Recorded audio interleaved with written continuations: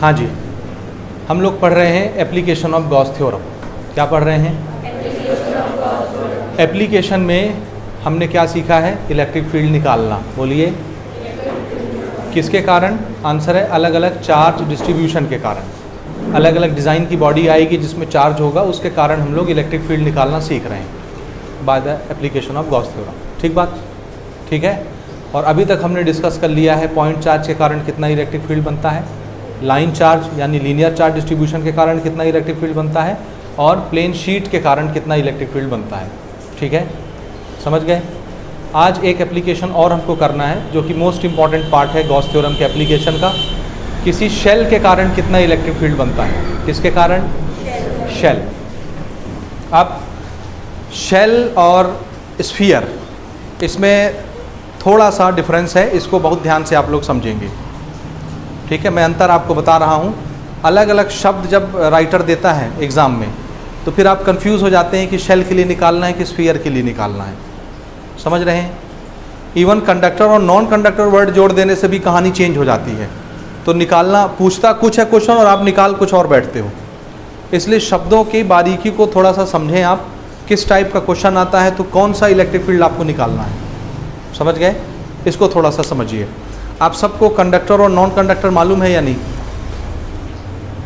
Conductor किसको बोलते हैं?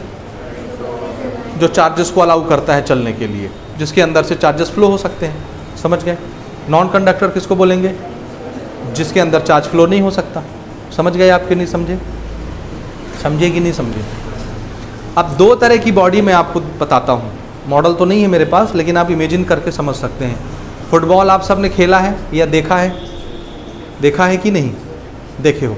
फुटबॉल कैसा होता है? स्फेरिकल। क्या फुटबॉल के अंदर कोई मटेरियल भरा रहता है या खोखला रहता है? खोखला रहता है। जो चीज़ अंदर से खोखली होती है उसको हम बोलते हैं शेल। क्या बोलते हैं? शेल। याद रहेगा। मान लो ये फुटबॉल मेटल का बना हुआ है। कंडक्टर, कंडक्टर कोई भी चीज़, ज़रूरी नहीं मेटल ही हो, कोई भी चीज़। कंडक्टर, अगर कंडक्टर वाला शेल है यानी अंदर से खोखला है और हमने उसको चार्ज दे दिया तो चार्ज कहाँ रहेगा? चार्ज का एक इनहेरेंट प्रॉपर्टी ये है कि वो एक दूसरे को रिपल करते हैं। सेम चार्ज, भाई हम पॉजिटिव चार्ज देंगे तो सब सेम ही चार्ज ना है। तो हमने एक शेल को जो कि कंडक्टर है उसको हमने पॉजिटिव चार्ज दिया तो चार्ज क्या करेगा? एक दूसरे को रिपल करेगा। रिपल करके कहाँ आ जाएगा? बाहर में। जो हमारी सरफेस होगी फुटबॉल की उसके बाहर में आ जाएगा। क्यों भाग के आ जाता है चार्ज बाहर? रिपल्शन के कारण। ये सबसे बेसिक चीज़ है जो हमने शुरू में डिस्कस की थी। ठीक है कि नहीं है? ठीक, पक्का? अब एक ऐसा फुटबॉल मैं आपको दे रहा हूँ जो नॉन कंडक्टर है। क्या है? Non conductor. ध्यान से समझिएगा। ये तो अभी हमने एक खोखला फुटबॉल आपको दिया, अंदर से खोखला है, खाली टीन की दीवार है ऐसे, चादर उसकी, मेटल की चादर। इमेजिन हो रहा है? वो फुटबॉल को आप समझो वो मेटल की बनी हुई है। तो कंडक्टर हो गया। उसको चार्ज देंगे तो चार्ज कहाँ आ जाएगा? उसकी पूरी सरफेस में आ जाएगा। बोलो आया समझ में कि नहीं आया? आया। दूसरा मैं आपको फुटबॉल दे रहा हूँ, जैसे आपने वाटरमेलन देखा है? देखा है कि नहीं देखा है? तरबूज है ना? तरबूज खोखला होता है कि भरा रहता है अंदर? सॉलिड मटेरियल रहता है उसके अंदर। समझ आया? अब ये दो तरह का हो सकता है। अब हम तरबूज पर बात कर रहे हैं, फुटबॉल पर बात नहीं कर रहे। फुटबॉल खोखला था अंदर से, तरबूज अंदर से खोखला नहीं होता, भरा होता है। समझ गए? अब मैं तरबूज के दो टाइप आपको बताता हूँ। एक बार मैं तरबूज को बोलता हूँ ये कंडक्टर है, पूरा मेटल का बना हुआ है तरबूज। जैसे शॉट पुट खेलते हो ना, लोहा आप फेंकते हो ऐसे, गोला नहीं रहता लोहे का, तो बहुत भारी होता है। क्यों भारी होता है? अंदर खोखला रहता है क्या? भरा रहता है। वो है तरबूज, मान लो मेटल का बना हुआ स्फीयर। उसको क्या बोलेंगे हम लोग? स्फीयर। शेल मतलब समझ आया? शेल किसको बोलते हैं? जो अंदर से खोखला होता है। और ये जो गोला आप लोग फेंकते हो गेम में, स्पोर्ट में, लोहे का बना हुआ, ये क्या चीज़ कहलाता है? स्फीयर। अंदर से पूरा भरा ठोस जैसे तरबूज होता है। अब मान लो ये मेटल है, लोहे का बना हुआ है या किसी भी मेटल का बना हुआ है, कंडक्टर है। उसको अगर हम अंदर में चार्ज देंगे तो चार्ज कहाँ जाएगा? कंडक्टर है, और कंडक्टर चार्ज को चलना, जोर से बोलोगे, अलाउ करता है। तो चार्जेस भाग के आ जाएंगे रिपल्शन के कारण। कहाँ आ जाएंगे? सरफेस में। भले ये भारी है, अंदर से खोखला नहीं है, पूरा सॉलिड मटेरियल है, अंदर में भी अगर आप चार्ज छोड़ोगे तो चार्ज सब भाग के कहाँ आ जाएंगे? बाहर। और ये वही केस हो जाएगा जो शेल वाला केस था। नहीं समझे? शेल में भी तो सारे चार्जेस बाहर आ जाते हैं सरफेस के।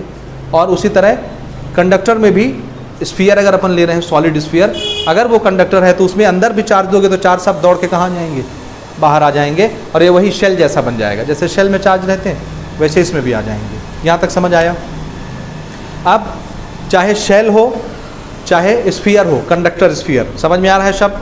शेल खोखला लेकिन मेटल की दीवार, कंडक्टर है। स्फीयर सॉलिड स्फीयर है, अंदर खोखला नहीं है लेकिन ये भी कंडक्टर है, तो इसमें भी चार्ज दौड़ के बाहर आ जाएंगे सरफेस में। इन दोनों बॉडी के सरफेस में जो चार्ज होगा उसका कैलकुलेशन हम कैसे करेंगे? चाहे शेल हो और चाहे स्फीयर हो, कंडक्टर स्फीयर और कंडक्टिंग स्फीयर, दोनों के चार्जेस सरफेस में आ जाते हैं बाहर। उनकी चार्ज का कैलकुलेशन कैसे करेंगे? ये सरफेस है तो ये किस टाइप का डिस्ट्रीब्यूशन होगा? Areal charge distribution. नहीं समझे? पर ये बॉडी बड़ी भी हो सकती है, छोटी भी हो सकती है, तो हम क्या करते हैं, हम 1 यूनिट एरिया का चार्ज कुछ मान लेते हैं, 1 यूनिट एरिया, और इसको बोलते हैं एरियल चार्ज डेंसिटी। क्या बोलते हैं? और कौन से सिंबल से इसको आप यूज़ करते हैं या याद रखते हैं? सिग्मा। सिग्मा मतलब 1 यूनिट एरिया का चार्ज। क्यों? क्योंकि ये जो चार्ज डिस्ट्रीब्यूशन बना, चाहे शेल का बना चाहे स्फीयर कंडक्टर का बना, दोनों में क्या चीज़ इन्वॉल्व हो गई? सरफेस। सरफेस में आ गया चार्ज, तो ये चार्ज का कैलकुलेशन आप कैसे करेंगे? एरियल चार्ज डिस्ट्रीब्यूशन से या सरफेस चार्ज डिस्ट्रीब्यूशन से। तो इसके पास सरफेस है, याद रखिएगा। चार्ज कहाँ डिस्ट्रीब्यूटेड है? सरफेस पर, अंदर में नहीं है। बात समझे आप कि नहीं समझे? तो अगर सरफेस पर चार्ज है तो उसका कैलकुलेशन कैसे किया जाएगा? सरफेस चार्ज डेंसिटी से किया जाएगा। यानी 1 यूनिट एरिया में जो चार्ज होगा उसको हम सिग्मा मान लेंगे। बोलो, आया समझ? नहीं आया? आया? अब एक मैं दूसरा आपको स्फीयर दिखाता हूँ। वो स्फीयर ऐसा है, अंदर से एकदम भरा हुआ है, जैसे तरबूज, और वो कंडक्टर नहीं है, नॉन कंडक्टर है। अगर वो कंडक्टर नहीं है और हमने उसको चार्ज दिया अंदर में, तो क्या वो चार्ज रिपल होके बाहर आ पाएगा? सोचिए, कंडक्टर नहीं है, कौन सा मटेरियल चार्ज को चलना अलाउ करता है? कंडक्टर। और ये कंडक्टर नहीं है, नॉन कंडक्टर है, तो चार्ज को चलने देगा क्या? नहीं चलने देगा। तो चार्ज कहाँ पड़े रहेंगे? अंदर। जैसे वो लोहा है ना जो आप फेंकते हो, गोला, गोले को अंदर हमने चार्ज दे दिया, ये प्लास्टिक का बना हुआ है और प्लास्टिक चार्ज को चलना अलाउ नहीं करता। अंदर में अगर आप चार्ज दोगे तो चार्ज कहाँ फंसा रहेगा? अंदर ही फंसा रहेगा। क्या दौड़ के वो सरफेस पर आ पाएगा? नहीं आ पाएगा। तो ये जो गोला है, ये जो स्फीयर है नॉन कंडक्टर, इसके अंदर जो चार्ज हैं वो कैसा डिस्ट्रीब्यूशन कहलाएगा? सरफेस में आ गया चार्ज कि अंदर ही भरा हुआ है? अंदर ही भरा हुआ है, तो ये इसको हम बोलेंगे पूरे वॉल्यूम में चार्ज है। जैसे तरबूज के अंदर वो बीज नहीं होते काले काले, क्या वो बीज सब दौड़ के बाहर सरफेस में आ जाते हैं कि अंदर पड़े रहते हैं रैंडमली? हाँ, तो उसी तरह से चार्ज भी अंदर डिस्ट्रीब्यूट रहता है और वो चलता नहीं है अगर नॉन कंडक्टर बॉडी है तो। बोलिए, समझ में आया कि नहीं? ये वाला जो चार्ज का डिस्ट्रीब्यूशन है, ये कैसा डिस्ट्रीब्यूशन कहलाता है? आंसर है पूरे वॉल्यूम में चार्ज अंदर भरा हुआ है, वॉल्यूमेट्रिक चार्ज डिस्ट्रीब्यूशन कहलाता है। समझ आया? तो क्या चार्ज सरफेस पर है? आंसर है नो। कहाँ भरा हुआ है? वॉल्यूम में। तो इसका जो चार्ज डेंसिटी है उसको अपन क्या बोलेंगे? रो। नहीं समझे? 1 यूनिट वॉल्यूम का चार्ज यहाँ आप कंसीडर करेंगे, जिसको आप क्या बोलते हो? रो, वॉल्यूमेट्रिक चार्ज डेंसिटी। समझ आया? चार्ज डिस्ट्रीब्यूशन समझ में आया? शेल का केस है तो भी चार्ज बाहर आ जाएगा सरफेस में, या कोई सॉलिड कंडक्टर है, स्फीयर है लेकिन वो कंडक्टर है, उसके चार्ज भी दौड़ के कहाँ आ जाएंगे? सरफेस में। तो इन दोनों कंडक्टर के केस में, चाहे शेल हो चाहे स्फीयर हो कंडक्टर, दोनों के केस में चार्ज कहाँ आ जाते हैं? सरफेस में। तो उन चार्ज का कैलकुलेशन कैसे किया जाएगा? सरफेस वाले फॉर्मूले से। समझ आया? एरियल चार्ज डेंसिटी से या सरफेस चार्ज डेंसिटी से, सिग्मा से। और अगर नॉन कंडक्टर है स्फीयर हमारा, तो चार्ज सब अंदर में भरे पड़े रहेंगे, वॉल्यूमेट्रिक चार्ज का डिस्ट्रीब्यूशन होगा, और इस केस में क्या चार्ज सरफेस में आएगा? नहीं आएगा। तो अगर सरफेस में आया ही नहीं तो फिर सरफेस चार्ज डिस्ट्रीब्यूशन नहीं लगेगा, तो फिर क्या लगेगा? Volumetric charge distribution. और 1 यूनिट वॉल्यूम का चार्ज अपन क्या मानते हैं? 1 रो। रो, समझ गए? नहीं समझे? वो कहलाता है वॉल्यूम चार्ज डेंसिटी। ठीक बात? तो इन दोनों बॉडी के कारण हमको इलेक्ट्रिक फील्ड निकालना है by the application of Gauss theorem. मेरी बात यहाँ तक आपको समझ में आई या नहीं आई? आ गई? तो पहले अपन स्टार्ट करेंगे शेल से। कौन सी बॉडी से? शेल। तो चलिए हेडिंग बनाइए, electric field due to a conducting shell.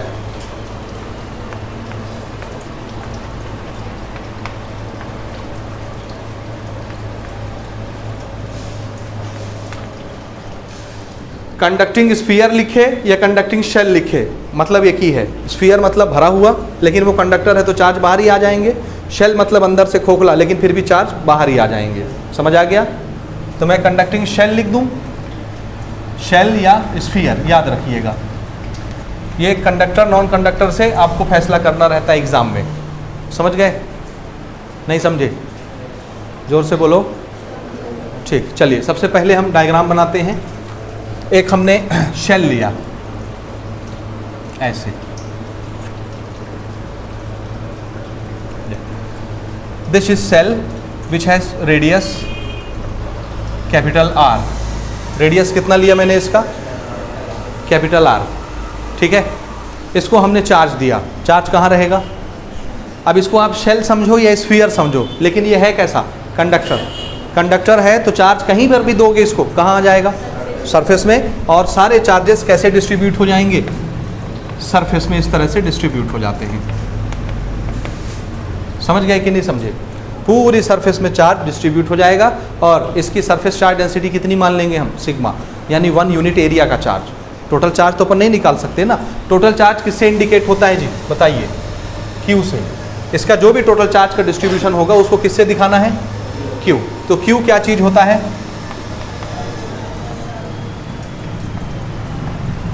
Total charge given. ठीक है, ये स्फीयर है या शेल है फुटबॉल जैसा, इसका एरिया कितना होता है? एरिया 4 पाई आर स्क्वायर होता है area. Area of sphere, area of shell. नहीं समझे? सरफेस एरिया पूरा फुटबॉल का होता है ना जी, 4 पाई आर स्क्वायर, कि नहीं होता है? ठीक है यहाँ तक? अच्छा, इसका हमने चार्ज डिस्ट्रीब्यूशन क्या लिया है? Sigma. Sigma is what? Charge per unit length. This is areal या सरफेस चार्ज डेंसिटी। और इसका मीनिंग क्या होता है? आंसर है total charge per unit area. Charge per unit area, not length, charge per unit area. This is sigma. Clear कि नहीं है? क्लियर हो गया?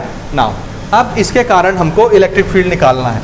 इसमें चार्ज है, चार्ज ही इलेक्ट्रिक फील्ड बनाता है, तो किसी भी लोकेशन में इलेक्ट्रिक फील्ड कितना बनाएगा? हमारा टारगेट क्या है? To find electric field at a point. समझ आया? तो अपने को क्या करना है? What is our target? बोलिए बोलिए। To find E at a point. Electric field निकालना है।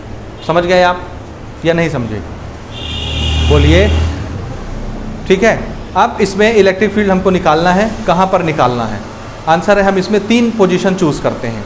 ठीक है, पहला पोजीशन, ये जो शेल है ये इसकी बाउंड्री है। इधर देखो सब, ये शेल की बाउंड्री है। ठीक है, शेल की बाउंड्री के बाहर, बाहर वाला जो इलाका है उसको बोलेंगे आउटसाइड द शेल। क्या बोलेंगे? तो एक बार मैं आपसे पूछूंगा यहाँ पे इलेक्ट्रिक फील्ड बताओ। This region is outside the shell, बाहर है। दूसरी बार मैं आपसे पूछूंगा ये इसकी सरफेस पर ही इलेक्ट्रिक फील्ड कितना होगा?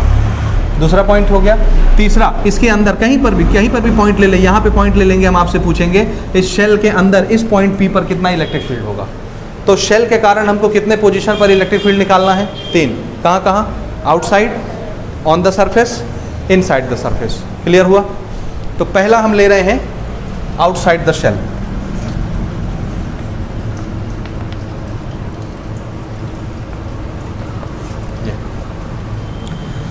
और हम यूज़ करेंगे गॉस थ्योरम। ठीक है? हाँ जी, बताइए गॉस थ्योरम। अब आप उसके रूल्स जान रहे हैं, 4 स्टेप वही लगाने हैं हमको हर बार। क्या है पहला स्टेप हमारे गॉस थ्योरम का? सबसे पहले आपको एक सरफेस इमेजिन करनी है, क्योंकि गॉस थ्योरम क्लोज सरफेस पर वर्क करता है ना? तो एक ऐसा आपको सरफेस इमेजिन करना है, गॉसियन सरफेस, जिसमें हम 2 चीज़ों का ध्यान रखते हैं। नंबर 1 इलेक्ट्रिक फील्ड की सिमेट्री, नंबर 2 थीटा की सिमेट्री। ई कब सेम होता है?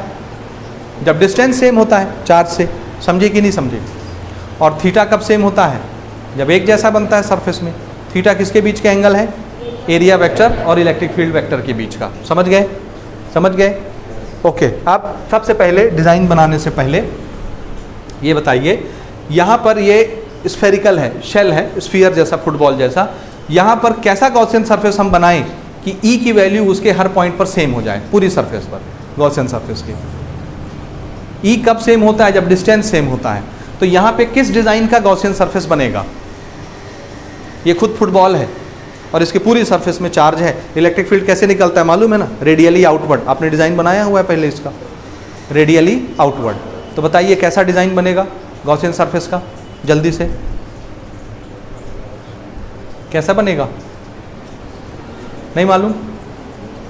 आर सेम होना चाहिए डिस्टेंस, तो ई हर जगह उस सरफेस पर सेम हो जाएगा। कैसा डिज़ाइन बनेगा?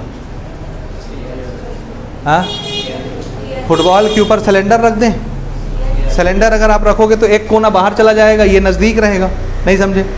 क्यूब बना दोगे तो कॉर्नर दूर चला जाएगा, बाकी सरफेस नज़दीक हो जाएंगे, ई अलग अलग हो जाएगा। यही हाल सिलेंडर में भी होगा। तो कौन सा बनाना चाहिए? स्फीयर। वेरी गुड, समझ आया?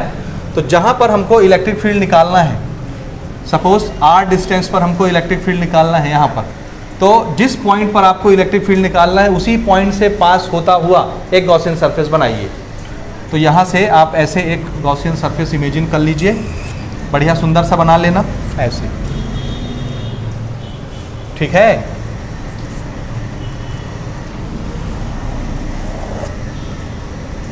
बना लोगे?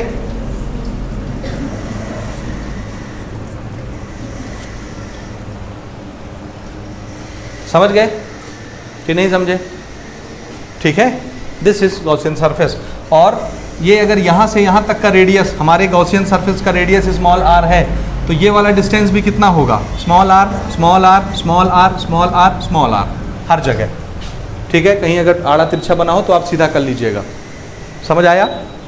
आर अगर सेम हो गया तो ई कैसा हो गया? पूरी सरफेस पर एक जैसा, ई की सिमेट्री मिल गई। इलेक्ट्रिक फील्ड की डिज़ाइन कैसे बनती है जी? इसमें कैसे बनेगा? ई देखिए, हाँ देखो, ये है हमारी बॉडी स्फीयर या शेल, पूरे चार्ज यहाँ डिस्ट्रीब्यूटेड हैं। तो इलेक्ट्रिक फील्ड कैसे बनता है? चार्ज से, रेडियली आउटवर्ड। तो ये हमको ऐसा लगेगा, ये ऐसे निकल गया electric field. This is like this is electric field, ये this is electric field direction, this is electric field, this is electric field. समझ आ रहा है? This is electric field direction, this is electric field direction, this is direction of electric field. समझ आया? और हर जगह कैसे निकल रहा है? ये रेडियली आउटवर्ड। और यहाँ से यहाँ तक का डिस्टेंस, ये डिस्टेंस, ये डिस्टेंस, ये डिस्टेंस, ये डिस्टेंस, सब क्या है? आर। आर अगर सब सेम है तो पूरी सरफेस पर ई की वैल्यू कैसी हो गई? सेम हो गई, मिल गई सिमेट्री ई की। हर जगह ई सेम है क्योंकि रेडियली आउटवर्ड है, at equidistance, same distance पर। समझे आपके नहीं समझे? और थीटा, थीटा कैसा होता है? आंसर है, यहाँ पर अगर हमने एक ds लिया, छोटा सा एरिया, इस पर नॉर्मल बनाया, so this normal is known as area vector. और एरिया वेक्टर और ई के बीच का एंगल थीटा कितना है? यहाँ 0। कहीं पर भी आप बनाइए, यहाँ पर आप छोटा सा एरिया लोगे ds और ये बनाओगे area vector, this is electric field vector, दोनों के बीच का एंगल कितना दिखेगा? 0। पूरी सरफेस पर कहीं पर भी बनाइए, थीटा कितना है? 0। तो हमको थीटा की सिमेट्री भी मिल गई और ई की सिमेट्री भी मिल गई। बोलिए, आया समझ में या नहीं आया? अब ये दोनों पॉइंट, यानी आपने जो गॉसियन सरफेस इमेजिन किया है और ई और थीटा की सिमेट्री, इसको हम डिफाइन कर लेते हैं। समझे आप कि नहीं समझे? अरे बोलो ना, तो इसको नोट कर लिया जाए। चलिए ये डायग्राम बनाइए और फर्स्ट पॉइंट लिखिए। This is the description. पहले क्या लिखना आपको? कंसीडर ए गॉसियन सरफेस, उसका शेप बताना है। कैसा शेप है इसका? Concentric spherical shell. What is the meaning of concentric? Same centre वाला, जो सेंटर अंदर वाले शेल का है वही सेंटर बाहर वाले गॉसियन सरफेस का है। ठीक है, with different radius small R. ऐसा लेना है कि पॉइंट पी कहाँ फंसे? गॉसियन सरफेस पर फंसे। ये हमारी गॉसियन सरफेस है, this is what? Gaussian surface. ठीक है, हो गया। उसके बाद हमने ई और थीटा की सिमेट्री बताई। E at every point on the surface is radially outward, same. हर पॉइंट पर कैसा है? ई सेम, क्योंकि डिस्टेंस सेम है। ठीक है, थीटा हर पॉइंट पर कैसा है? 0। समझ गए कि नहीं? ये पहला पॉइंट हो गया। दूसरा पॉइंट क्या होता है जी अपना? क्या कैलकुलेट करते हैं? Flux, electric flux. चलिए शुरू करते हैं सेकंड पॉइंट। ओके, मेंशन करना जरूरी है क्या? 1 2 3 की समझ में आ रहा है? आ रहा है ना? ओके, चलिए। टोटल फ्लक्स कैसे निकालना है? क्लोज्ड इंटीग्रल ई ds, यही होता है ना फ्लक्स का कैलकुलेशन। हाँ, अब इस क्लोज इंटीग्रल ई ds का कैलकुलेशन कितने पार्ट में होगा? आंसर है, जितने बार ई और थीटा अलग मिले होंगे उतने पार्ट में होगा। ई और थीटा कितने बार आए हैं? एक ही बार आया है। एक जैसा वैल्यू है ना, डिफरेंट वैल्यू तो मिला नहीं। अगर 2 वैल्यू मिलता ई और थीटा का, 2 तरह के होते, 2 सिमेट्री मिलती, तो कैलकुलेशन भी 2 पार्ट में होता। दोनों सरफेस का अलग अलग। 3 तरह का ई और थीटा मिलता तो कैलकुलेशन भी 3 पार्ट में होता। यहाँ एक ही तरह का ई और थीटा है सेम, इसलिए कैलकुलेशन भी एक ही स्टेप में होगा। समझ आ गई बात? चलिए इसका हम मैग्नीट्यूड पुट करते हैं। क्लोज्ड इंटीग्रल ई डी एस कॉस थीटा कितना था जी हमारा? 0। समझ गए? समझे कि नहीं समझे? अब देखिए इस पूरी सरफेस पर ई कैसा है? सेम। पूरी सरफेस पर थीटा कैसा है? सेम। तो कॉस थीटा भी कांस्टेंट, ई भी कांस्टेंट, इंटीग्रेशन के बाहर आ जाएगा। दोनों को इंटीग्रेशन के बाहर ले लीजिए। ई कॉस 0 की वैल्यू कितनी होती है? 1। और इंटीग्रेशन सिर्फ किसका होना है? ds का। बताइए ds का इंटीग्रेशन क्या होगा? ये शेल है, गॉसियन सरफेस, स्फीयर ही है ना, तो ये ds ds ds ds पूरा जुड़ेगा तो क्या बन जाएगा? पूरा सरफेस एरिया। और कितना है रेडियस? Small r। तो इसका क्या बनेगा जी फॉर्मूला? हाँ, तो ये बन गया हमारा E multiplied by 4 pi r square. ठीक है, this is the total flux link with the Gaussian surface. Total flux with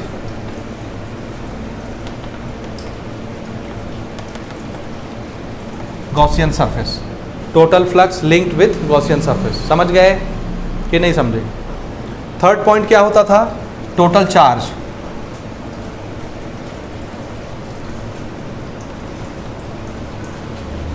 with in Gaussian surface. बताइए टोटल चार्ज कितना इनक्लोज है गॉसियन सरफेस के अंदर? देखो टोटल चार्ज कितना इनक्लोज है गॉसियन सरफेस के अंदर। This is our Gaussian surface and this is spherical shell. Suppose the total charge is Q। Charge given is total Q charge distribute है ना जी पूरे सरफेस में, नहीं समझे? और गॉसियन सरफेस के अंदर कितना चार्ज आ रहा है? कितना चार्ज आ रहा है? पूरा चार्ज आ गया ना जी। पूरा चार्ज कितना है? Q। नहीं समझे आप? पूरे शेल में कितना चार्ज डिस्ट्रीब्यूट किए थे? Q is the total charge. समझ गए? और हमारी जो गॉसियन सरफेस है उसके अंदर कितना चार्ज आ रहा है? पूरा। तो ये पूरे चार्ज में कंसीडर होगा। तो गॉसियन सरफेस के अंदर टोटल चार्ज कितना है? Q। नहीं समझे? आया? उसके बाद चौथा स्टेप क्या होता था? अप्लाई गॉस थ्योरम या Gauss law. Closed integral E ds is equal to charge enclose divided by epsilon naught. Value को पुट करो।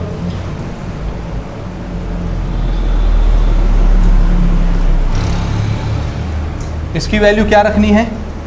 यहां से E 4 pi r square is equal to charge enclosed is Q upon epsilon naught. E निकाल लो, ये 4 pi r square उधर भेजो।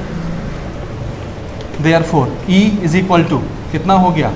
1 upon 4 pi epsilon naught. ये r square Q के नीचे लिख देते हैं, Q upon r square. This is formula for electric field. हो गया? और ये फॉर्मूला जरा देखो, जाना पहचाना है? तीसरी बार आ रहा है, चौथी बार? पहचाना हुआ लग रहा है? कैसे पहचाना हुआ लग रहा है? किस चीज़ का फॉर्मूला है? जोर से बोलिए। इलेक्ट्रिक फील्ड किस बॉडी के लिए है? जोर से थोड़ा बोलो। किस डिस्ट्रीब्यूशन में ये फॉर्मूला बना था इलेक्ट्रिक फील्ड का? बोलिए। E is equal to 1 upon 4 pi epsilon naught Q upon r square. 40 बार अपन यूज़ कर चुके हैं पहले। Source charge that is point charge. तो ये पॉइंट चार्ज का फॉर्मूला है। जबकि ये बॉडी क्या थी? ये बॉडी कैसी थी? Sphere, shell. इसका इलेक्ट्रिक फील्ड कुछ और आना चाहिए, लेकिन ये किसकी तरह आ गया? पॉइंट चार्ज की तरह। क्यों पॉइंट चार्ज की तरह आया? इसलिए क्योंकि एक conducting shell same electric field बनाता है जैसा पॉइंट चार्ज बनाता है। सेम पॉइंट चार्ज से निकलने वाली इलेक्ट्रिक फील्ड लाइन का डिज़ाइन कैसे होता है? Radially outward. याद है? इससे भी निकलने वाली इलेक्ट्रिक फील्ड का डिज़ाइन कैसा है? Radially outward. चाहे टोटल चार्ज Q पूरी सरफेस पर डिस्ट्रीब्यूट हो तो भी रेडियली आउटवर्ड इलेक्ट्रिक फील्ड निकल रही है। या सपोज करो ये पूरा चार्ज यहाँ सेंटर पर रखा हुआ है Q, पूरा चार्ज एक ही पॉइंट पर रखा हुआ है, पॉइंट चार्ज Q, तो भी रेडियली आउटवर्ड निकलेगी। सेम पैटर्न, सेम डिज़ाइन, इसलिए फॉर्मूला भी कैसा हो जाता है? सेम। तो एक कंडक्टिंग शेल किसकी तरह बिहेव करता है? आंसर है पॉइंट चार्ज की तरह। सेम उसी तरह इलेक्ट्रिक फील्ड बनाता है जो पॉइंट चार्ज बनाता है। समझ आया आपको या नहीं आया? तो इसमें नीचे लिख लीजिए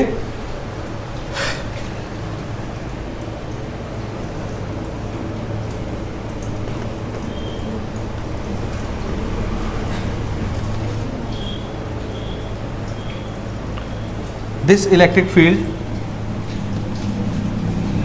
created by this electric field created by a conducting shell is same as if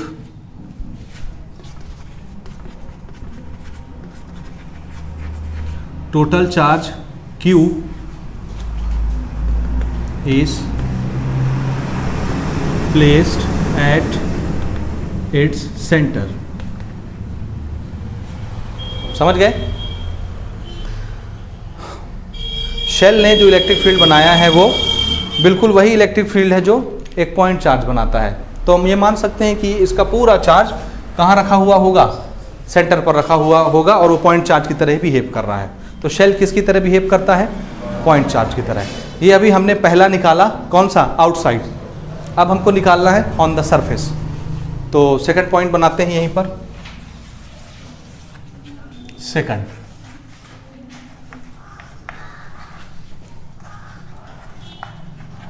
on the surface, ठीक है जी, समझ गए? यहां पर हमने बनाया एक Gaussian surface, no shell, this is shell, और इसमें चार्जेस पूरी सरफेस पर ऐसे डिस्ट्रीब्यूटेड है। This is the charges distributed over the surface and this has radius capital R. यही था ना रेडियस शेल का? देखते जाओ जी इधर, ठीक है। हाँ, अब हमको कहाँ पे लेना है पॉइंट पी?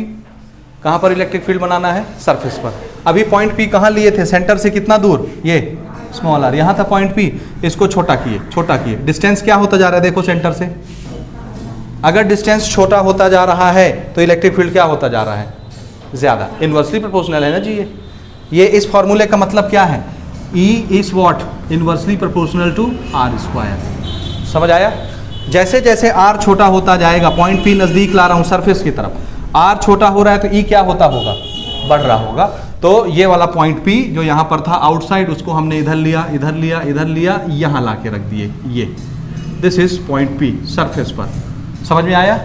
और ये r छोटा होते होते होते होते होते किसके बराबर बन गया? बताइए। ये पॉइंट P यहीं आ गया सरफेस पर, तो ये जो स्मॉल r था ये छोटा होते होते होते किसके बराबर हो गया? Capital R। यानी ये वाला r रेडियस के बराबर हो गया। समझे कि नहीं? समझे या नहीं समझे? अब सारे स्टेप हमारे वहीं से रहते हैं गॉस थ्योरम के। हमको क्या करना है? एक गॉसियन सरफेस बनानी है। गॉसियन सरफेस कैसी बनेगी हमारी? कहाँ से पास होनी चाहिए? पॉइंट P से। पॉइंट P कहाँ रखा हुआ है? सरफेस पर ही। तो यहाँ से हमने सरफेस के साथ चिपकाते हुए ये एक गॉसियन सरफेस ऐसे डिज़ाइन कर दिया। This is our Gaussian surface. समझ में आ रहा है कि नहीं आ रहा है? आ रहा है। बनाइए ऐसे सरफेस के साथ चिपका हुआ, दिस इज गॉसियन सरफेस। देखिए, समझे आप? थोड़ा जोर से बोलो। गॉसियन सरफेस समझ में आई? ठीक है। यहाँ भी गॉसियन सरफेस का शेप कैसा होगा? फिर से वही फर्स्ट पॉइंट वही रहेगा आपका। कंसीडर, अब मैं शॉर्टकट में लिख रहा हूँ ना, consider a Gaussian surface in the shape of concentric shell of radius R. ठीक है, ठीक है। P लाइज ऑन सरफेस बन जाएगा, लिखते बन जाएगा। ये हमने ऊपर नोट किया हुआ है, आप लिख लीजिएगा, सेम डिजाइन। ठीक है, शॉर्टकट में लिख रहा हूँ। ई थीटा की सिमेट्री आप बता लेंगे। अब थोड़ा सा अपन शॉर्टकट में चलते हैं ना, बार बार उतना लंबा लंबा स्टेटमेंट हम नहीं लिखेंगे। सेम चीज आपको यहाँ लिखना है, सेम चीज। ठीक है, शॉर्टकट में चल रहा हूँ मैं। हो गया? हो गया जी। अब बताइए, फिर से देखो इधर, गॉसियन सरफेस के अंदर है पूरा चार्ज। टोटल चार्ज कितना था शेल में? टोटल चार्ज कितना माने थे शेल में? Q। वो पूरा का पूरा चार्ज गॉसियन सरफेस के अंदर है कि नहीं? है ना? तो इलेक्ट्रिक फील्ड कितना होगा? सेम वही फॉर्मूला जो ये बना था, बस डिफरेंस कहाँ आ जाएगा? R छोटा होते होते होते किसके बराबर हो गया है? कैपिटल R के। तो ये R किस में चेंज हो जाएगा? कैपिटल R में। बाकी सारी चीजें सेम रहेगी, पूरा डेरिवेशन। डायरेक्ट फॉर्मूला लिख लें। बोलिए, electric field is equal to 1/4 pi epsilon naught Q upon ये कितना हो जाएगा? कैपिटल R का स्क्वायर। दिख रहा है डिफरेंस कहाँ आ रहा है? यहाँ स्मॉल r था और यहाँ क्या आ गया? रेडियस, क्योंकि ये r छोटा होते होते किसके बराबर हो गया है? रेडियस के बराबर। This is electric field. अब उसमें अगली चीज देखिए, जब ये वाला पॉइंट P हमने दूर लिया था तो ये R बड़ा था। सब इधर देखो जी, ये पॉइंट P जब हमने यहाँ लिया था तो ये वाला R कैसा था? बड़ा। जैसे जैसे ये छोटा हो रहा था R, इलेक्ट्रिक फील्ड क्या हो रहा था? इंक्रीज। तो जब ये छोटा होते होते होते यहाँ आया तो इलेक्ट्रिक फील्ड इंक्रीज होते होते बहुत इंक्रीज हो गया। तो इसमें इसके कंपैरिजन में ये वाला इलेक्ट्रिक फील्ड स्ट्रांग होगा कि वीक होगा? तो ये इलेक्ट्रिक फील्ड कैसा है? बढ़ा हुआ, इंक्रीज। तो इसको हम लिख देंगे E इंक्रीजेस। समझ आया? क्या हो चुका है? इलेक्ट्रिक फील्ड बढ़ चुका है बाहर आउटसाइड के कंपैरिजन में। तो सरफेस पर E की वैल्यू स्ट्रांग होती है कि आउटसाइड? आउटसाइड E ज्यादा स्ट्रांग होता है कि सरफेस पर? सरफेस पर E ज्यादा स्ट्रांग होता है, याद रहेगा। अब अपन लेते हैं थर्ड। ये सारे स्टेप बना लोगे ना गॉस थ्योरम के, चारों स्टेप इसमें, ये आपके ऊपर है।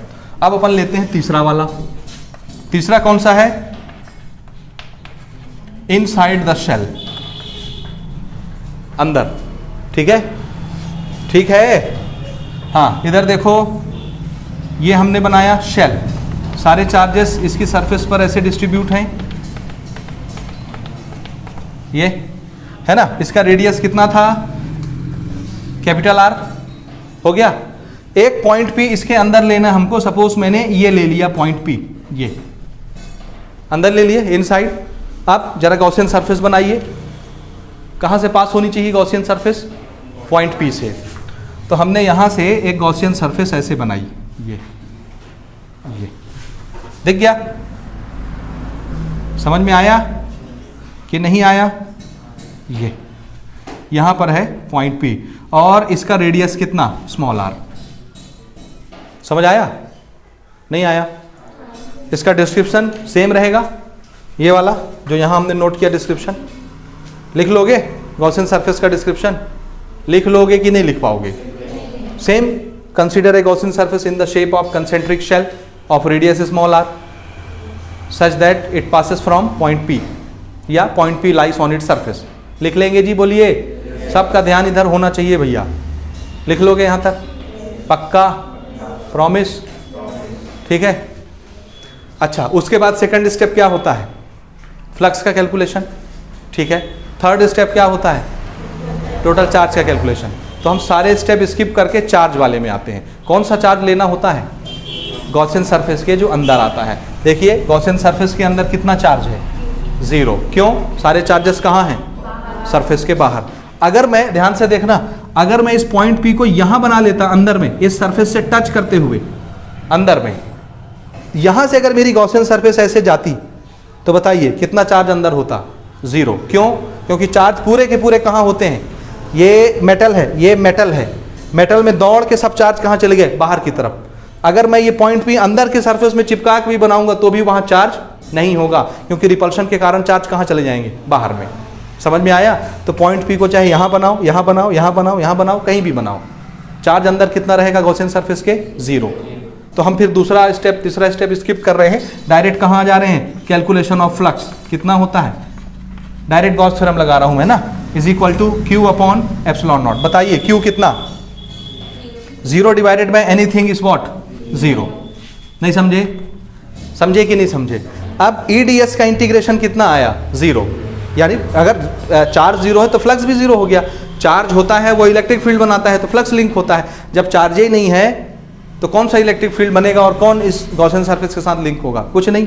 तो फ्लक्स कितना हो गया? 0 हो गया। अब E और DS का मल्टीप्लीकेशन 0 आ रहा है। E और DS का मल्टीप्लीकेशन 0 हो रहा है। दो नंबर का मल्टीप्लीकेशन 0 कब होता है? जब या तो ये 0 हो या ये 0 हो या दोनों 0 हो। नहीं समझे?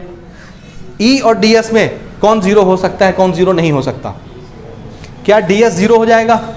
DS क्या चीज है? Integration of DS is what? ए, ये surface, and surface has a value. ये वाली जो सरफेस होगी हमारी गॉसियन सरफेस, इसका कुछ ना कुछ सरफेस एरिया आएगा ना जी। ये तो सरफेस है तो ये 0 नहीं हो सकता। तो फिर 0 किसको होना पड़ेगा? हाँ, तो इसका मतलब है यहाँ कौन 0 है? Electric field equal to 0। समझे आप? समझे कि नहीं समझे? समझे? हाँ जी। तो यहाँ से रिजल्ट क्या निकला? किसी कंडक्टिंग शेल के अंदर इलेक्ट्रिक फील्ड कितना होता है? 0। And this is very important outcome of Gauss theorem, याद रखिएगा। Some time it is asked in your examination. कैसे पूछता है? Inside a conductor electric field is zero, which theorem proves it? Gauss theorem. नहीं समझ आया? किसी कंडक्टर के अंदर, किसी शेल के अंदर इलेक्ट्रिक फील्ड जीरो होता है, कौन सा थ्योरम बताता है? गॉस थ्योरम बताता है। फिर इसमें आपसे क्वेश्चन पूछते हैं, what is the important conclusion of Gauss theorem, या what is the important discovery of Gauss theorem, या what is the important outcome of Gauss theorem, what is the result of Gauss theorem. किसी भी तरह से question बना सकते हैं। तो गॉस थ्योरम का इंपॉर्टेंट रिजल्ट क्या चीज है? आंसर है किसी शेल के अंदर, किसी कंडक्टर के अंदर इलेक्ट्रिक फील्ड कितना होता है? जीरो। यही गॉस थ्योरम का इंपॉर्टेंट कंक्लूजन है, याद रखिएगा। समझ आया या नहीं आया? इसको आप नोट कीजिए। Electric field inside a conductor, electric field inside a conductor, शब्द जरूरी है ना, याद रखिएगा, शेल हो या स्फीयर हो, कुछ भी, is zero. This is important discovery of Gauss theorem, याद रखेंगे। समझ गए? समझे? नहीं समझे? तो ये हमने बनाया electric field outside, on the surface और इनसाइड। अब देखिए, क्या हर जगह ई एक जैसा है? आउटसाइड में, सरफेस में और अंदर में एक जैसा है क्या? नहीं है। फिर से जरा एक नज़र इधर मारो, सब इधर देखो। बाहर में जब हमने पॉइंट लिया था, इलेक्ट्रिक फील्ड कैसा था? ऐसा। जब हम पॉइंट को नज़दीक ला रहे थे सरफेस की तरफ, ई कैसा होता जा रहा था? Increase increase increase increase increase increase. जैसे ही अंदर एंट्री मारे, ई कितना हो गया? जीरो। जीरो हो गया, मतलब खत्म हो गया। इसका मतलब है जब आप नज़दीक आ रहे थे सरफेस की तरफ, ई बढ़ता जा रहा था, बढ़ता जा रहा था, बढ़ता जा रहा था। जब आप सरफेस पर पहुंच गए, उसके बाद अंदर जाने से तो ई जीरो हो जाएगा। इसका मतलब सरफेस पर ई कैसा था? बढ़ते बढ़ते बढ़ते मैक्सिमम। तो मैक्सिमम इलेक्ट्रिक फील्ड की वैल्यू कहां पर होती है शेल में? सरफेस पर। नहीं समझे? सरफेस पर। आउटसाइड जैसे जाओगे तो क्या हो जाएगा? डिक्रीज होने लग जाएगा। अरे भाई, जैसे जैसे सरफेस से दूर जाओगे आर बड़ा होता जाएगा, ई क्या होता जाएगा? छोटा। तो मैक्सिमम कहां पर मिलता है? हाँ, तो ये जो हमने यहां बनाया था, इसको क्या लिखोगे आप? Maximum. E is maximum on surface, याद रखिएगा। समझे कि नहीं समझे? तो हर जगह ई एक जैसा है कि अलग अलग है? बदल रहा है, चेंज हो रहा है ना, बाहर कुछ और, सरफेस पर कुछ और, अंदर कुछ और। तो ई का वेरिएशन हो रहा है, बार बार बदल रहा है। इस वेरिएशन को दिखाने के लिए हम लोग एक ग्राफ बनाते हैं। क्या करते हैं? तो ये आपने नोट किया, इसको तुरंत नोट कीजिए, क्योंकि मैं इसके जस्ट बाद इसको मिटा के ग्राफ बना रहा हूं। हो गया? मिटा दूं? तो ये वाला पोर्शन मैं यहां से हटा रहा हूं ना। उम्मीद है ये आपने बना लिया होगा, नोट कर लिया होगा। ठीक है? ठीक है। अब देखिए कैसे हम ग्राफ बना रहे हैं ना, ध्यान से देखना। वेरिएशन हम देख रहे हैं। ये है हमारा centre, this is what? This is centre. ये सेंटर से यहां तक का डिस्टेंस, ये सरफेस तक क्या कहलाता है? ये radius, capital are. Suppose centre से ये डिस्टेंस, ये वाला, ये है आर, यानी ये क्या है? सरफेस। नहीं समझे? ये वाला डिस्टेंस है कैपिटल आर, तो ये क्या है? सरफेस। इमेजिन हो रहा है? सरफेस के अगर अंदर मैं हूं, सरफेस के अगर मैं अंदर हूं, तो इस पार्ट को क्या बोलोगे? इनसाइड। तो इस आर, ये वाला डिस्टेंस आर है, दिस इज सरफेस, इसके अंदर रहेंगे तो इसको क्या बोलेंगे आप? इनसाइड। सरफेस के बाहर? आउटसाइड। समझ आ रहा है? ये वाली जो लाइन है एक्स एक्सिस की तरफ, ये किसको दिखाता है? डिस्टेंस को, ये आर को। समझे? और वाई एक्सिस में हम रखते हैं इलेक्ट्रिक फील्ड की इंटेंसिटी, ई। समझ गए? नहीं समझे? थोड़ा जोर से बोलोगे। पक्का? हाँ जी। देखिए ग्राफ बनाते हैं। Inside what is the value of electric field? अगर मैं यहां पे पूछूं what is the value of electric field at centre, कितना चार्ज है गॉसियन सरफेस के अंदर, तो कितना इलेक्ट्रिक फील्ड होगा?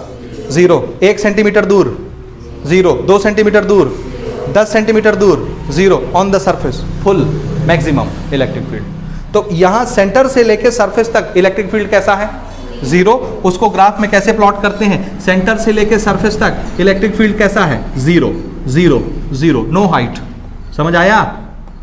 नहीं आया? आया। ये कहां पहुंच गए? सरफेस पर। सरफेस पर जैसे ही पहुंचते हैं, सरफेस पर इलेक्ट्रिक फील्ड कैसा हो जाता है? मैक्सिमम। धड़ से ऐसे बढ़ जाता है इलेक्ट्रिक फील्ड। तो मैक्सिमम इलेक्ट्रिक फील्ड कहां पर दिखाएंगे? ये ऐसे इसको अपन प्लॉट कर लेते हैं ऊपर तक। Suppose this value is maximum. इसको क्या बोल रहा हूं मैं? E max. समझ आया? Maximum value.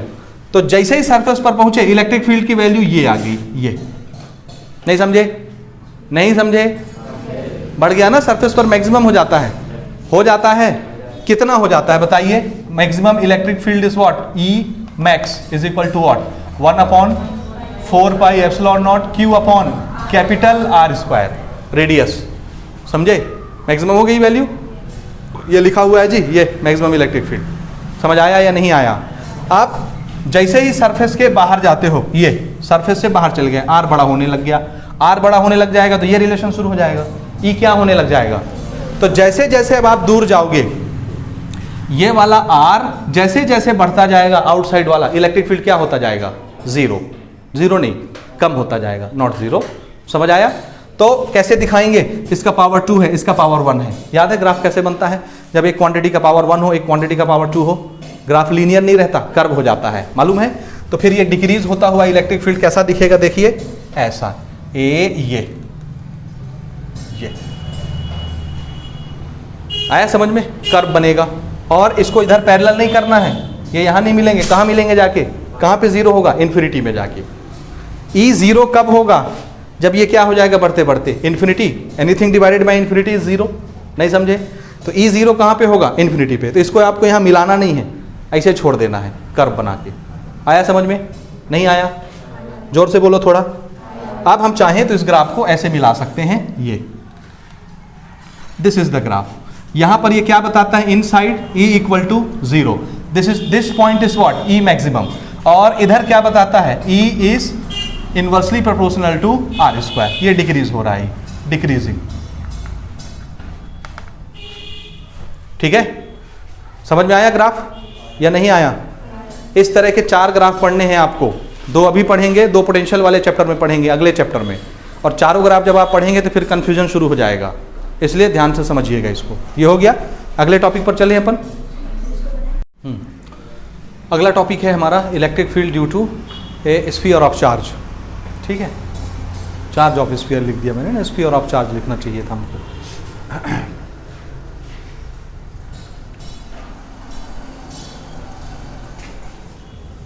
Okay, electric field due to, ठीक है, स्फीयर।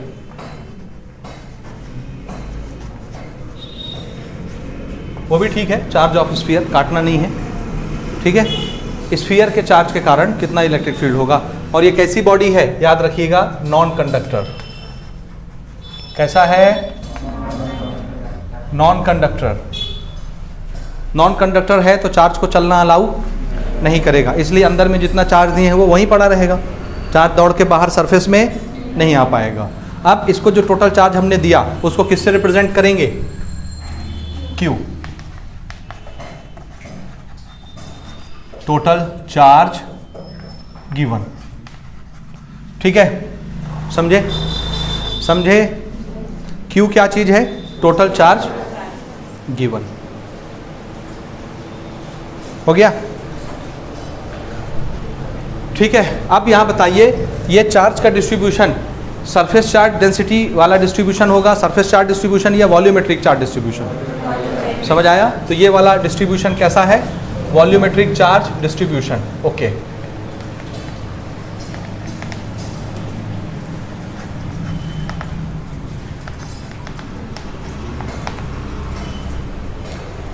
समझ आया?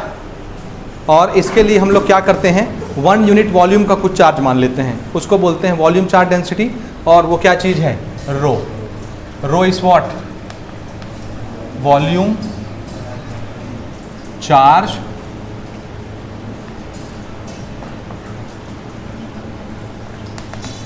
density. What is the meaning of volume charge density? Charge per unit volume.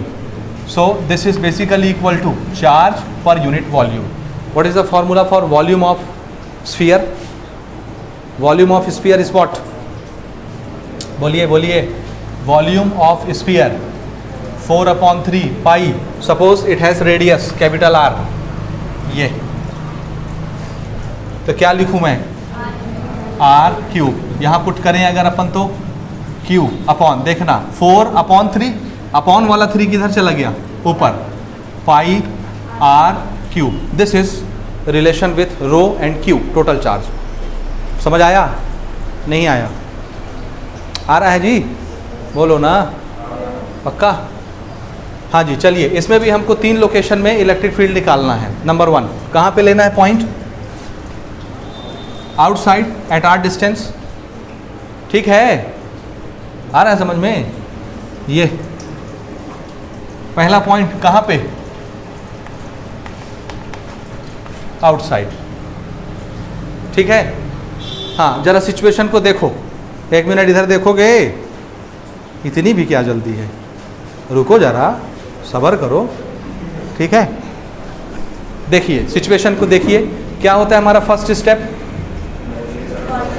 Gaussian surface बनाना है. कैसा शेप बनेगा गॉसियन सरफेस का, ताकि हमको ई और थीटा की सिमेट्री मिले? Again sphere. समझ आया? तो इमेजिन करो, मैं बना नहीं रहा ना, ये सब आप कर सकते हो. अब सिर्फ मैं समझा रहा हूँ. इमेजिन करो गॉसियन सरफेस कैसा बना होगा? ऐसा. ये बना है ऐसा, ऐसे ही बनेगा ना, with small radius R. This is Gaussian surface. समझ गए? समझ गए? हाँ जी. इलेक्ट्रिक फील्ड का फॉर्मूला क्या आने वाला है? ये सेम वही केस नहीं हो गया जो शेल वाला भी बनाया हमने आउटसाइड. पूरा चार्ज Q गॉसियन सरफेस के अंदर है और r डिस्टेंस पर हम आपसे इलेक्ट्रिक फील्ड पूछ रहे हैं. तो ये पॉइंट चार्ज जैसा नहीं हो गया? ये पूरा चार्ज यहाँ लोकेटेड होगा सेंटर में. सेम सिचुएशन हो गया कि नहीं? इससे बनने वाला इलेक्ट्रिक फील्ड किधर निकलेगा? आंसर है रेडियली आउटवर्ड. बोलो, नहीं समझ में आया? बोलो ना. इलेक्ट्रिक फील्ड ऐसे निकलेगा, radially outward, radially outward, radially outward, radially outward. बोलो, नहीं आया? यहाँ पे आप कोई भी सरफेस लोगे, एरिया वेक्टर बनाओगे, एंगल कितना मिलेगा हर जगह? 0. तो ई की सिमेट्री, थीटा की सिमेट्री. सेम केस हो गया शेल वाला, आउटसाइड वाला, कि नहीं है? बोलो, डाउट है? बोलना डाउट है मेरे को. डाउट है? क्या डाउट है बता. वहां पर चार्ज ऐसे डिस्ट्रीब्यूट था सरफेस में, लेकिन गॉसियन सरफेस के अंदर था पूरा Q चार्ज. यहाँ पर चार्ज अंदर में फंसा हुआ है क्योंकि ये नॉन कंडक्टर है. टोटल चार्ज Q ही है ना, लेकिन गॉसियन सरफेस के अंदर है, तो पूरा का पूरा चार्ज Q कंसीडर होगा. जब अपन तीसरा पॉइंट लिखेंगे, total charge enclose by Gauss theorem, कितना लिखोगे? Q, total charge. और फ्लक्स कितना? आंसर है Q से कितना फ्लक्स लिंक होता है? EDS cos theta. वही E की वैल्यू सेम, थीटा की वैल्यू 0. सेम नहीं हो जाएगा? E into 4πr². नहीं आया समझ में? सेम स्टेप शेल वाला नंबर 1 है. तो इस केस में इलेक्ट्रिक फील्ड कितना आने वाला है? ये सिर्फ अपन यहाँ लिख देते हैं, आप बाकी पूरा उतार लेंगे सेम जैसे हमने शेल का बनाया आउटसाइड का. सारे स्टेप आपको लिखने हैं. सुन रहे हो? सेम चीज़ रिपीट हो रहा है, इसलिए मैं लिख नहीं रहा टाइम की वजह से. अदरवाइज पूरा स्टेप उसका यहाँ पे उतरेगा. अगर एग्जाम में ये क्वेश्चन आता है तो आपको स्टेप वाइज करना है, ऐसे लिख के नहीं आ जाना है. समझ गए? ये पूरा स्टेप आप हम वहाँ पे आपको पहुँचा दे रहे हैं. Same as case of outside of cell. समझ गए? नहीं समझे? कितना होगा जी बताइए? Electric field E is equal to 1/4πε0 Q/r². Same है? पक्का? ठीक है? हाँ जी. फिर सरफेस पर आ जाइए.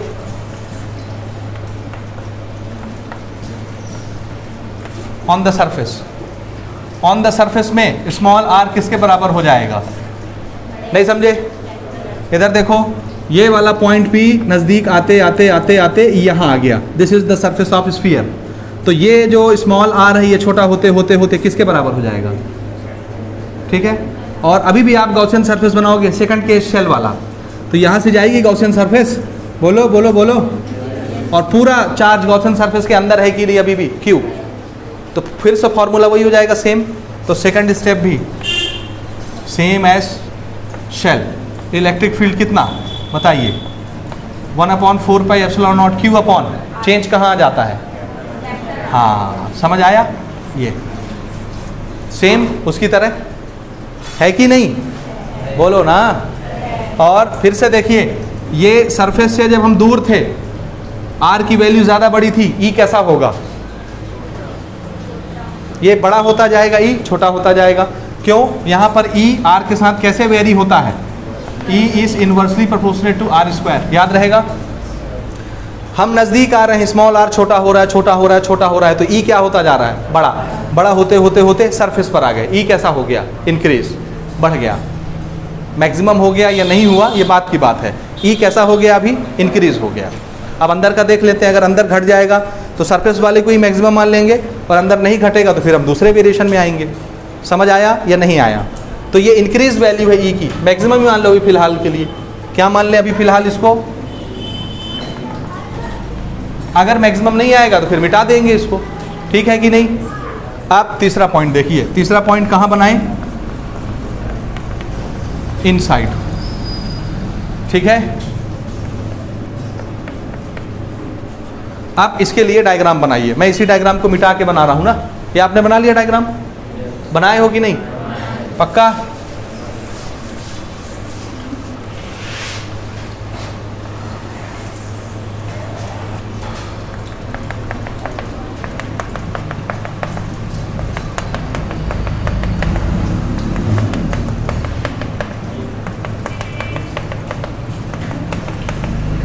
ठीक है।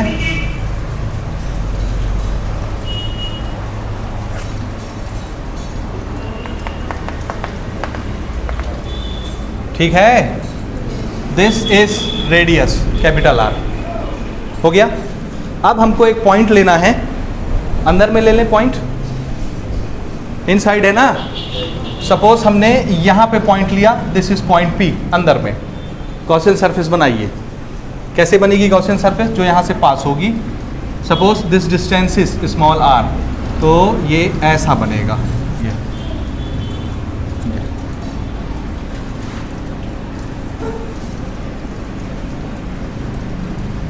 समझ गए? नहीं समझे? दिस इज स्मॉल आर, ठीक है, ठीक है। हाँ जी। अब क्या फ्लक्स जीरो होगा यहाँ पे? क्यों जीरो नहीं होगा? क्योंकि गॉसियन सरफेस के अंदर में चार्ज है, ये चार्ज बाहर नहीं भागेंगे। तो चार्ज है तो इलेक्ट्रिक फील्ड भी बनेगा, फ्लक्स भी लिंक होगा, इसलिए इसका कैलकुलेशन आपको करना पड़ेगा। समझ गए? चलिए, पहला स्टेप क्या होता है जी? कंसीडर ए गॉसियन सरफेस, किस शेप में? Concentric shell of radius small R such that P lies on surface। समझ गए? समझे? E और थीटा की सिमेट्री होगी कि नहीं? कैसा बनेगा इलेक्ट्रिक फील्ड यहाँ पे? नहीं समझे? सपोज इसके अंदर जितना चार्ज आता है वो सेंटर पर रखा हुआ है। इमेजिन करो, सेंटर ऑफ मास नहीं लेते, सेंटर ऑफ चार्ज भी ले सकते हो, पूरी बॉडी का चार्ज उसके सेंटर पर लोकेटेड होगा। तो ये कैसा इलेक्ट्रिक फील्ड बनाएगा? रेडियली आउटवर्ड, ऐसा। This is design of electric field, this is electric field, this is electric field. समझे? यहाँ पे हमने छोटा सा एरिया बनाया ds, ये क्या चीज? Area vector. बताइए थीटा कितना? 0। हर जगह कैसा मिलेगा थीटा? तो E भी सेम, थीटा भी सेम। नहीं समझे? कहाँ देखना है? गॉसियन सरफेस पर। यही यहाँ नहीं देखना, ये तो स्फीयर है, गॉसियन सरफेस पर देखना है। यहाँ से यहाँ तक small R small R small R small R small R small R, तो पूरी सरफेस पर E कैसी हो गई? Same, radially outward. नहीं समझे? और हर जगह थीटा कैसा मिलेगा आपको? बोलिए बोलिए। A और ये E कैसा हो गया? थीटा 0, हर जगह 0 मिलेगा। तो E और थीटा की सिमेट्री हो गई या नहीं हुई? बोलिए, लिख लेंगे। शेल वाले केस में आपने डिफाइन किया E और थीटा, तो डिफाइन कर लीजिएगा। E is radially outward, same at every point.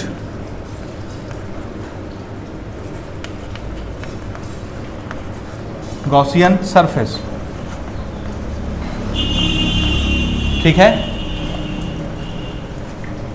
Angle theta between E and A is 0 everywhere on surface। हो गया? हो गया डिफाइन सिमेट्री, ठीक है। हाँ, अब क्या करना है हमको? फ्लक्स, दूसरा स्टेप। टोटल फ्लक्स बताइए यहीं से ले रहा हूं मैं।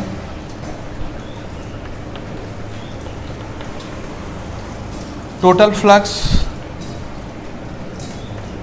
Linked with Gaussian surface closed integration E D S, कितने स्टेप में कैलकुलेशन होगा? है कितने स्टेप में कैलकुलेशन होगा? एक। क्यों?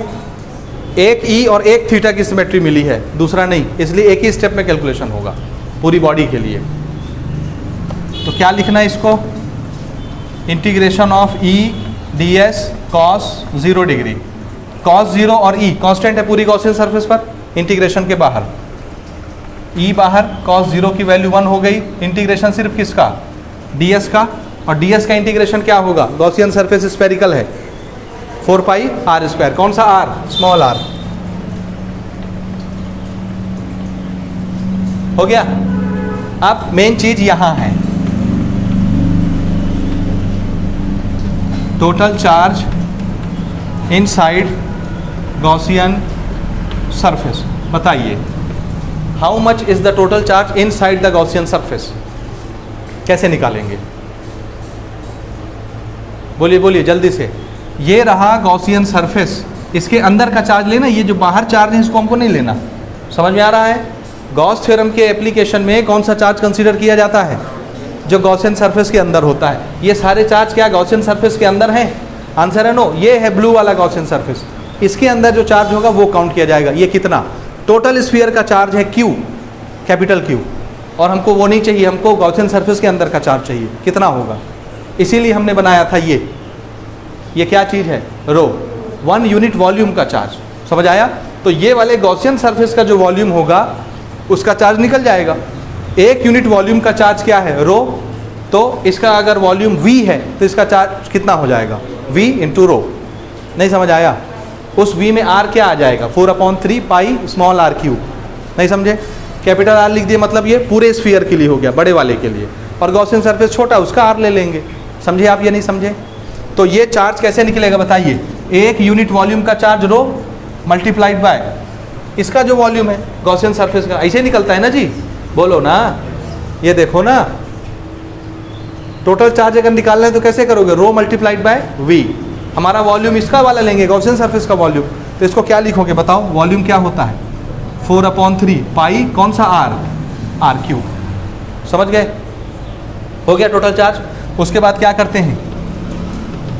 Apply Gauss law, closed integration of E D S is equal to Q upon epsilon naught. Value put करो, पुट वैल्यूज। इसकी वैल्यू क्या रखनी है हमको? E multiplied by 4 pi R square, ठीक है, is equal to total charge rho multiplied by 4/3 pi R cube, और divide में क्या है? Epsilon naught. समझ रहे हो? 4 कैंसल, पाई ऊपर कैंसल, आर 2 ठो कैंसल, एक आर बचा उसमें। तो यहाँ रो बचा, एक आर बचा, नीचे एप्सिलॉन नॉट बचा। ई समझ आया? ये है ना नीचे, इसमें है ना एप्सिलॉन नॉट फॉर्मूले में। नहीं समझे? तो electric field is equal to कितना? रो अपॉन एप्सिलॉन नॉट और मल्टीप्लाई में आर। आया समझ में? नहीं आया? ये कहाँ का कैलकुलेशन निकल रहा है? इनसाइड। अब इस फॉर्मूले में देखिए, ये तो वैसा नहीं आया ना Q अपॉन R वाले में, 1/4 पे एप्सिलॉन नॉट। कोई बात नहीं, रो की वैल्यू जब आप रखेंगे उसी में चेंज हो जाएगा। रो की वैल्यू क्या है? ये जरा पुट करके देखिए, आ जाएगा अपने आप। आएगा? नहीं आएगा? हाँ, इसमें आप ये स्मॉल r रख लीजिएगा ताकि इसके साथ कैंसिल हो जाए, क्योंकि अभी हमारा गॉसियन सरफेस ये है ना स्मॉल r वाला। तो यहाँ आप क्या पुट करेंगे? रो को स्मॉल r। गॉसियन सरफेस ये है ना भैया, इतने सरफेस के लिए निकाल रहे हैं, पूरे के लिए नहीं। तो यहाँ क्या आ जाएगा? Small r। इसको पुट करके देखो रो की जगह, ये मैं साइड में आपको करके दिखाता हूँ। देखिए रो की जगह क्या रखना है? 3Q upon 4 pi R cube रख दिए। ये नीचे एप्सिलॉन नॉट और ऊपर में क्या है? r। ये r एक कैंसल, 2 r बचा। हाँ, और बाकी चीज़ें, और कोई चीज़ छूटी है क्या? हाँ, आंसर है यस। ये 3 नीचे था 3, ये इसके साथ लग जाएगा 3 डिनोमिनेटर में, तो यहाँ 3 भी आना है ये, तो इसका एक 3 यहाँ पे 3 एप्सिलॉन नॉट, ये 3 से 3 भी कट जाएगा। समझ आ रहा है? नहीं आया? आया कि नहीं आया बोलो? नहीं आ रहा ना? पूछते भी नहीं हो ना, क्या नहीं पूछती? देखिए यहाँ देखिए, रो की वैल्यू अपन पुट करते हैं, ये उसी फॉर्मेट में चेंज हो जाएगा जो अभी इसके पहले अपन बना रहे थे, पॉइंट चार्ज वाला। रो की वैल्यू क्या है? ये यहाँ पुट करो रो की जगह, 3Q अपॉन कितना है 4 पाई, आर कौन सा लेना है? स्मॉल। ये रो की वैल्यू पुट की हमने, नीचे ऑलरेडी 3 एप्सिलॉन नॉट है, 3 एप्सिलॉन नॉट, ऊपर में क्या है? आर। कैंसिल करो, 3 कैंसिल, एक आर कैंसिल, 2 आर बचा। अब ये क्या बचा देखना ना, 1 अपॉन 4 पाई एप्सिलॉन नॉट साथ में है, ये Q बचा ऊपर और नीचे आर कितना बचा है? 2। देखो वही फॉर्मूला नहीं बन गया इलेक्ट्रिक फील्ड का, पॉइंट चार्ज वाला? नहीं समझे अभी भी? समझ गए? तो ये वही फॉर्मूला है, बस रो की लैंग्वेज में लिखा हुआ है। जैसे ही आप रो को चेंज करोगे Q वाली लैंग्वेज में, वापस वही आ जाएगा, वही फार्मूला है ये। बोलो आया? नहीं आया? लेकिन इसमें एक बड़ी मज़ेदार चीज़ आई, इस फॉर्मूले को देखो, इसमें आर ऊपर नहीं, नीचे नहीं आया, ऊपर आ गया। ऊपर आने का क्या मतलब है? इलेक्ट्रिक फील्ड न्यूमरेटर में, आर भी न्यूमरेटर में, इसका क्या मतलब है? Directly proportional to R. समझे आप या नहीं समझे? ठीक है, डायरेक्टली प्रोपोर्शनल का क्या मतलब है? जैसे जैसे आर बढ़ता जाएगा वैसे वैसे ई बढ़ता जाएगा, और ये इन साइड की बात हो रही है। अब ये डायग्राम देखिए, अभी अपन यहाँ हैं, आर कितना हो गया? ये छोटा होते होते होते होते 0। अगर आर 0 हो गया, इलेक्ट्रिक फील्ड कितना हो गया सेंटर में? 0। समझ आया? अब जैसे ही अपन बढ़े, आर थोड़ा सा बड़ा हुआ, इलेक्ट्रिक फील्ड बढ़ गया, आर और बड़ा हुआ, इलेक्ट्रिक फील्ड बढ़ गया, आर और बड़ा हुआ, इलेक्ट्रिक फील्ड बढ़ गया। यानी सेंटर से जैसे जैसे दूर जाओगे, इलेक्ट्रिक फील्ड क्या होता जाएगा? बढ़ता जाएगा, बढ़ता जाएगा, बढ़ता जाएगा, बढ़ता जाएगा। क्यों? क्योंकि अंदर में कौन सा रिलेशन चल रहा है? E is directly proportional to R। वो ये तो कांस्टेंट है पूरा नंबर, ये वाला, तो रिलेशन क्या बना? E is directly proportional to R inside. समझ आ रहा है? तो सेंटर से जैसे जैसे दूर जाएंगे, E की वैल्यू क्या होते जाएगी? क्या होते जा रही? बढ़ते जा रही, बढ़ते जा रही, बढ़ते जा रही, बढ़ते जा रही, बढ़ते जा रही, सरफेस पर पहुंच गए, बढ़ गई, जितनी बढ़नी थी मैक्सिमम बढ़ गई। अब सरफेस पर पहुंच गए, कितना हो गया इलेक्ट्रिक फील्ड? इतना। अंदर से आ रहे थे, बढ़ते जा रही थी, बढ़ते जा रही थी, बढ़ते जा रही थी, बढ़ते जा रही थी, बढ़ के मैक्सिमम हो गई। जैसे ही सरफेस से बाहर जाएंगे, ये कहानी शुरू हो जाएगी, डायरेक्टली प्रोपोर्शनल खत्म, बाहर आ गए तो इन्वर्सली प्रोपोर्शनल शुरू हो गया। अब जैसे ही एक कदम बाहर रखे, ई क्या होता जाएगा बताइए? डिक्रीज होता जाएगा। तो मैक्सिमम कहाँ पर मिला? सरफेस पर मिला, इसलिए इसको क्या लिखा था हमने? मैक्सिमम। समझ आया? नहीं आया? तो इसमें भी ई एक जैसा है कि चेंज हो रहा है? चेंज हो रहा है, हो रहा है ना? बोलो ना। इसके वेरिएशन को देखने के लिए भी हम इसमें एक ग्राफ बनाएंगे, और देखिए वो ग्राफ कैसे बनेगा। कहाँ का मिटा दूं जी? वो मिटा दूं ऊपर वाला, इसको मिटाऊं?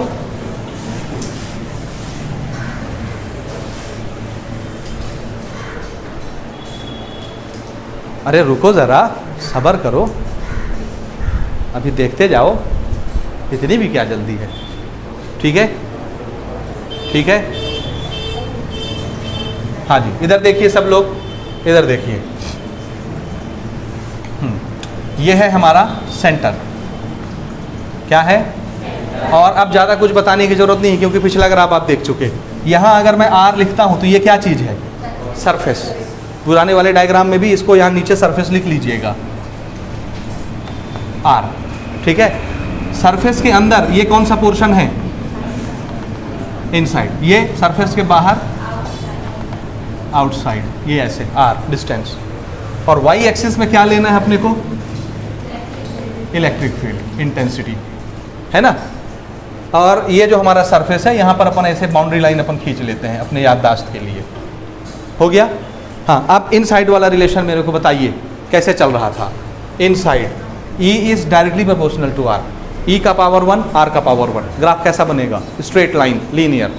R बढ़ रहा है तो E भी बढ़ता जा रहा है, R जैसे जैसे बढ़ता जाएगा E भी वैसे वैसे बढ़ता जाएगा। और ये ग्राफ कैसे बनता है लीनियर चीज़ों का? ये बनता है ऐसे स्ट्रेट लाइन कि नहीं बनता है? मालूम है आपको कि पहली बार पता चल रहा है? जल्दी बोलो। मालूम है। This represents E is directly proportional to R। और जैसे ही सरफेस में पहुंचे ये क्या हो गया? बोलिए बोलिए बोलिए। E मैक्स, ये वाला। और ये E मैक्स की वैल्यू कितनी? जल्दी बोलो। 1/4 pi epsilon naught Q upon R square, capital R। यही हुआ ना मैक्सिमम। आप जैसे ही यहाँ पे पहुँचे, बाहर जैसे ही जाएंगे क्या होगा? कम होने लग जाएगा। उस समय कौन सा रिलेशन लगने लग जाएगा? ये वाला। इसमें पावर 2, इसमें 1। ग्राफ कैसा बनेगा? कर्व। तो ये फिर से ऐसे उतरता है। ये थोड़ा ऊपर तक बनाना है इसको, तो सही सॉलिड बनेगा।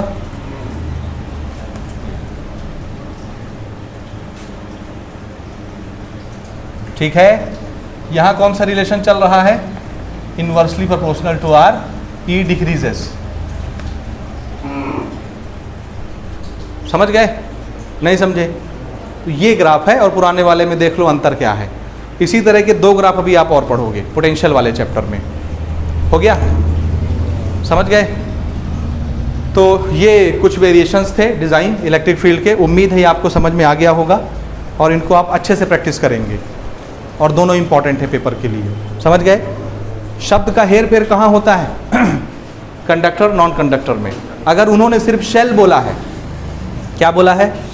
सिर्फ शेल बोला है, तो क्या निकालोगे? ये दूसरा वाला कि पहला वाला? पहला वाला। अगर उन्होंने सिर्फ स्फीयर बोला है, स्फीयर ऑफ चार्ज, तो क्या करोगे? क्या करोगे? पहला वाला कि दूसरा वाला? दूसरा वाला। लेकिन अगर उन्होंने कंडक्टिंग स्फीयर बोला है, कंडक्टर शब्द यूज़ किया है, तो फिर पहला वाला। वो कंडक्टर था, ये नॉन कंडक्टर है। नॉन कंडक्टर बोलेंगे तो सेकंड वाला। बना लोगे? समझ जाओगे कि नहीं समझ पाओगे? ठीक, नोट कर लो इसको जल्दी से।